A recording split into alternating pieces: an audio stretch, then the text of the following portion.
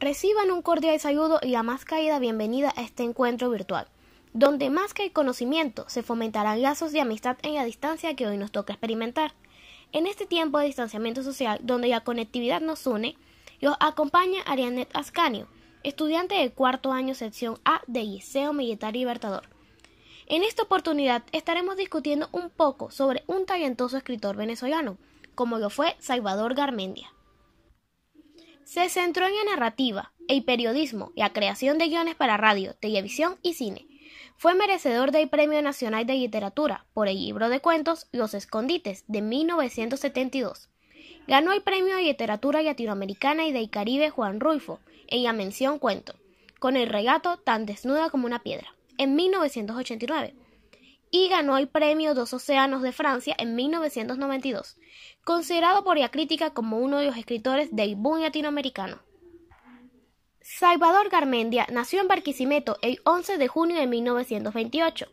En 1934 inició su escolaridad.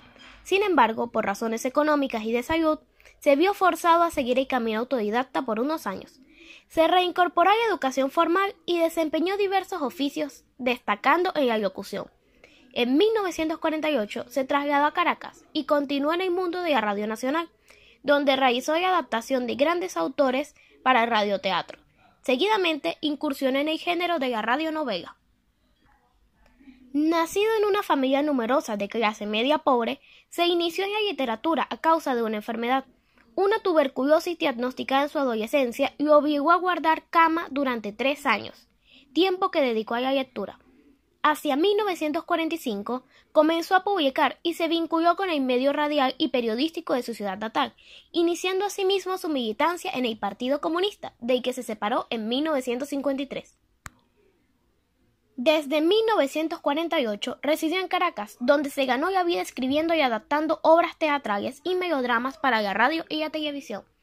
A mediados de los años 50 entró en contacto con el grupo literario Sardio, primera manifestación generacional radicalmente opuesta a las concepciones tradicionales e institucionales de la literatura y el arte en Venezuela, que se prolongó a comienzos de los 60 en el grupo y revista El Techo de la Ballena. Con Los Pequeños Seres de 1959 y Los Habitantes de 1961, la narrativa venezolana se torna urbana y se centra en la exploración de esos pequeños seres anónimos y universales a la vez, marcados por la inadaptación y el antiheroísmo, que son los habitantes de una gran urbe como Caracas. Esta exploración en el mundo anónimo y marginal de la ciudad, poblado de abogadillos mediocres y burócratas frustrados, se ahonda en Día de Ceniza de 1963 y en La Mala Vida de 1968. Con esta obra, Garmendia incorporó hábilmente su panoplia narrativa en una narración fragmentaria y una rica problematización de la instancia narrativa, recursos frecuentes en la novela del siglo XX, que tardaron en aclimatarse en Venezuela. En 1968, Garmendia aceptó un puesto en la Universidad de los Andes, en Mérida, donde dirigió la revista y la colección Actual. Ya preparaba entonces la última novela de su ciclo urbano, Los Pies de Barro, editada en Barcelona, España, a donde Garmendia se trasladó en 1972 como corresponsal de la editorial Monte Ávila, y donde volvió en la década de 1980 con un cargo diplomático. Los Pies de Barro, de 1973, toma como marco una ciudad sacudida por la violencia de la guerrilla urbana y la represión, y tiene como protagonista un escritor frustrado. La estructura fragmentaria traza en contrapunto el contraste entre la ciudad en pie de guerra y la indiferencia de la gente. La novela fue censurada por las autoridades españolas, pero al mismo tiempo proyectó a Garmendia como uno de los representantes del boom literario hispanoamericano. El mismo año de su llegada a la ciudad condal, 1972, Garmendia recibió el Premio Nacional de Literatura. No abandonó, entretanto, el cuento y el relato breve, géneros de los que fue un maestro consumado. Paralelamente a sus novelas fue publicando un tipo de relato más lineal, centrado en la anécdota y tendente a la viñeta, como los recogidos en Doble Fondo de 1965 o variantes ingeniosas de temas caros a la literatura fantástica, presentes en los textos que componen Difuntos extraños y volátiles de 1970 y Los Escondites de 1972. Cuando sus lectores comenzaban a aceptarlo como el maestro venezolano de la novela urbana, Garmendia dio un giro con Memorias de Altagracia de 1974, iniciando un retorno al mundo de su infancia y las historias que lo poblaron, pero en la recreación por este autor del mundo provinciano de Barquisimeto y su familia no hay la menor tasa de idealización criollista, sino la entronización del cuento como núcleo del sentido del universo afectivo e imaginario del escritor.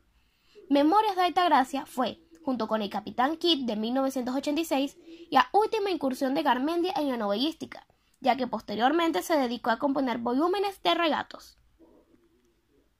La publicación, en 1976, del cuento que da nombre el libro El inquieto Anecabero y los otros cuentos, y uno de sus mejores textos satíricos fue objeto de persecución judicial a causa de sus malas palabras en los años 80.